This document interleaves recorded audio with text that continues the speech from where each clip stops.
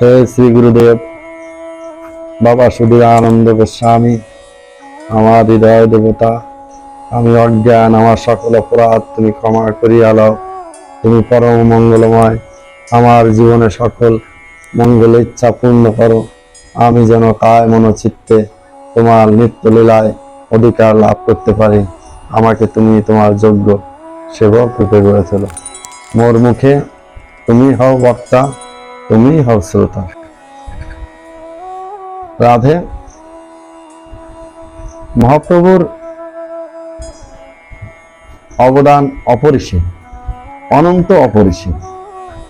কবিরাজ গোস্বামী কলম দিলেন যে অনন্ত যুগ ধরে যদি লেখায় গণেশ, চৈতন্যের এক দিনের লীলা নাহি পায় শেষ। সহস্র বদনে যদি বর্ণে অনন্ত, শ্রী চৈতন্যের এক দিনের লীলার না পায় অন্ত।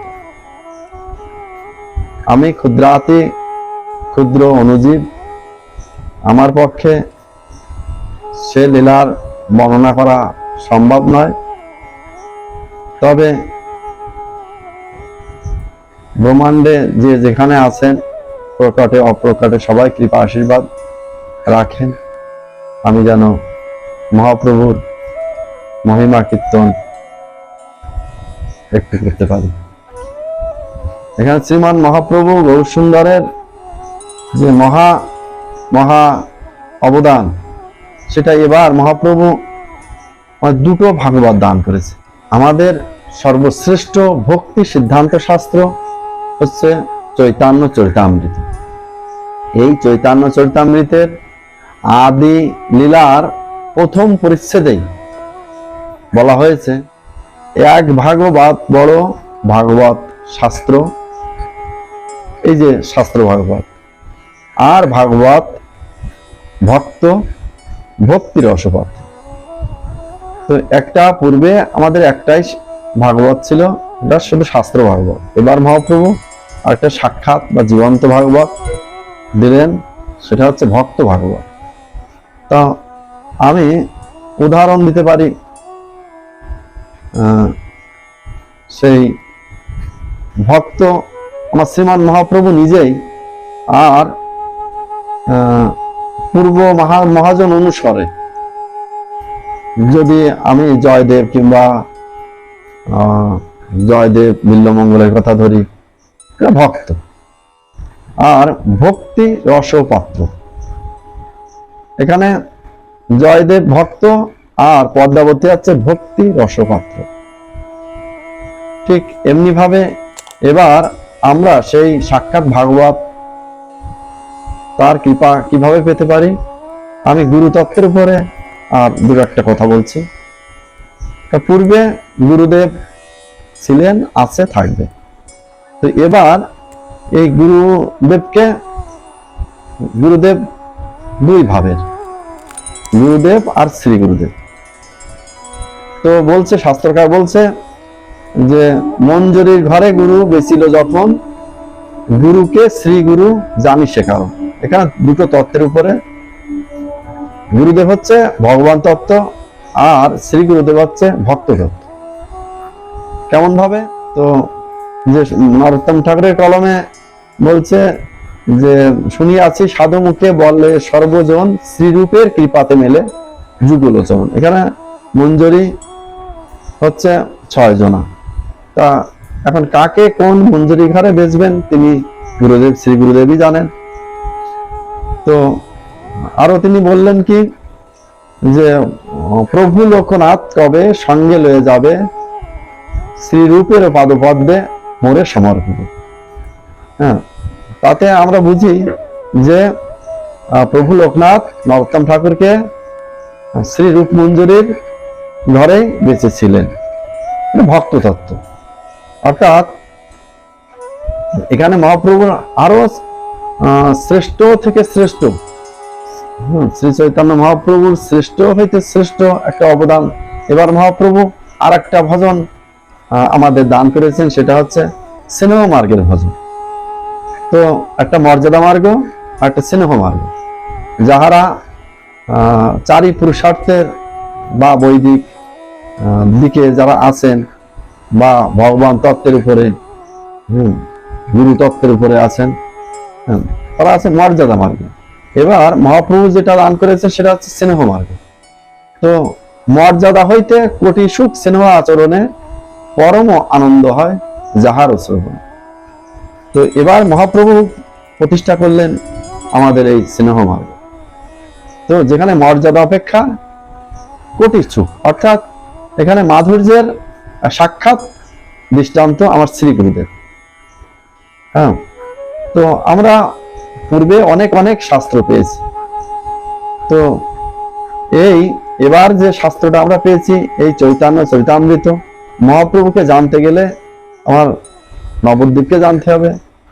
নবদ্বীপকে জানতে পারলে বৃন্দাবন লীলাকে আমরা জানতে পারবো।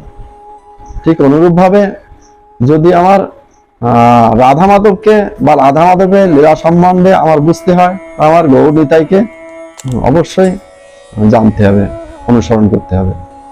তো বাঙালি ধন্য হইতে ধন্য, মহাধন্য যে শ্রীমান মহাপ্রভু গৌর সুন্দর আমাদেরই ঘরের সন্তান।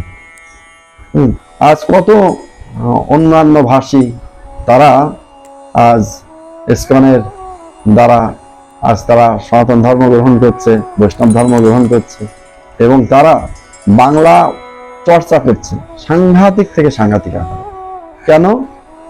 তারা বাংলা চর্চাটাকে মূল কারণ হচ্ছে চৈতন্য চরিতামৃত আস্বাদন। তারা এটা বুঝতে পেরেছে যে চৈতন্যকে, মহাপ্রভুকে একটু জানতে বুঝতে গেলে চৈতন্য চরিতামৃতের কোনো বিকল্প নাই। কেন? অন্যান্য সব শাস্ত্রে, বৈদিক যত শাস্ত্র আছে সব শাস্ত্রগুলো আছে চারি পুরুষার্থ, ধর্ম, অর্থ, কাম, মোক্ষ, এই চারি পুরুষার্থের ভজনাদি। আর এবার মহাপ্রভু যে ভজনটা দিল মাধুর্যের ভজন, সেটা হচ্ছে পঞ্চম পুরুষার্থের উপর প্রতিষ্ঠিত। আর এই যেমন সমস্ত পৃথিবীব্যাপী ঈশ্বরের ঐশ্বর্য লীলা, আর একমাত্র শ্রীধাম বৃন্দাবনেই ঈশ্বরের মাধুর্য লীলা, ঠিক তেমনি ভাবে অন্যান্য সব শাস্ত্রগুলো যথেষ্ট থেকে যথেষ্ট পরিমাণে কি সব ঐশ্বর্য লীলার বর্ণনা রয়েছে। আর একমাত্র এখানে মহাজন বলছে কি চৈতন্য চরিতামৃতে দশমের ভাগবত, অর্থাৎ ভাগবতের দশম স্কন্ধে এবং চৈতন্য চরিতামৃতে এই ভগবান শ্রীকৃষ্ণের মাধুর্য লীলার আস্বাদন। শ্রীমান মহাপ্রভু গৌর সুন্দর সকল অবতারের সর্বশ্রেষ্ঠ অবতার, তিনি এবার ভক্ত অবতার হয়ে আসছেন আমাদেরকে কৃপা করার জন্য। তিনি নিজে আগে ভক্ত হয়েছেন এবং তার অতি আপন জনদের, আপন পারিষদদের তিনি ভক্ত করেছেন। তো রাধে রাধে। আমি সবার কাছে এই আবেদন প্রার্থনা রাখি, সবাই যেন এই চৈতন্য চরিতামৃতকে আমরা সমাদর করি এবং গৌর সুন্দরকে একটু আস্বাদন করতে পারি, এই জন্ম সার্থক করতে পারি। তো আর এই জন্ম, এই সুদুর্লভ জন্মের একমাত্র উদ্দেশ্য হচ্ছে পরমার্থে এগিয়ে যাওয়া। আর পরমার্থে এগিয়ে যেতে গেলে, পরমার্থে এগোতে গেলে এখানে চৈতন্য চরিতামৃত বা পঞ্চম পুরুষার্থের কোনো বিকল্প নেই। কেন? এখানে শাস্ত্রে এই চৈতন্য চরিতামৃতের আদিলীলার প্রথম পরিচ্ছেদেই বলা হয়েছে কি যে অজ্ঞান তমের নাম কহিয়ে কৈতব, ধর্ম, অর্থ, কাম, মোক্ষ, বাঞ্ছা আদি সব। তার মধ্যে মোক্ষ বাঞ্ছা কৈতব প্রধান, যা হইতে কৃষ্ণ ভক্তি হয় অন্তর্ধান। দেখুন পূর্ব শাস্ত্রের শেষ সীমা যেখানে, আজ চৈতন্য চরিতামৃতের শুরু সেখানে। এবং এই যে চতুর্বর্গকে অজ্ঞান তমের মধ্যে মহাপ্রভু রেখে গেলেন। রাধেশ্যাম, যদি কোনো ত্রুটি হয় আপনাদের শিশু সন্তান জ্ঞানে আমাকে ক্ষমা করবেন। আর আমি অত্যন্ত মূঢ়, আমি আগেও বলেছি আমি ক্ষুদ্র আতি ক্ষুদ্র একটা অণুজীব। আপনারা এই অণুজীবের সঙ্গে যদি তুলনা করেন আমাকে, আপনাদের বুদ্ধিটাই, আপনাদের এই বুদ্ধিটাই যথাযথ, এই সম্বোধন তাই যথার্থ বলে আমি মনে করি।